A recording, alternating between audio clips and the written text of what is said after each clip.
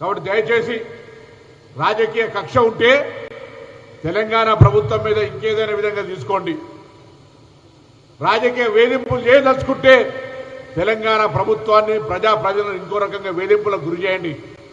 కానీ నేరుగా రైతుల మీద ప్రభావం పడుతూ రైతులు ఇబ్బంది పడుతూ రైతులు రోడ్ల పొట్టి తిరిగే పరిస్థితి రావడానికి కారణమైన బీజేపీ స్పందించకపోతే నేను రాష్ట్ర కాంగ్రెస్ అధ్యక్షునికి ముఖ్యమంత్రి గారికి మంత్రులందరూ కూడా కోరుకుంటున్నాం. త్వరలోనే భారతీయ జనతా పార్టీ వ్యతిరేకంగా కార్యాచరణ తీసుకుని ఎలా రైతుల సహకారంతో ఒత్తిడి తెచ్చే విధంగా చర్యలు తీసుకుంటాం. మంచి మాటగా సామధాన భేద దండోపాయాలుగా అనేక సందర్భాలు విజ్ఞప్తి చేసినాం. ఈ హెచ్చరికగా భావించుకోండి. ఇలా రైతుల పక్షాన్ని నిల్చునేటువంటి పార్టీగా రైతులకు అండగా ఉండేటువంటి పార్టీగా కాంగ్రెస్ పార్టీగా భారతీయ జనతా పార్టీని గట్టిగా డిమాండ్ చేస్తా ఉన్నాం. ఈ బాధ్యత మీది. బాధ్యతను విస్మరించి వ్యవహరించకండి.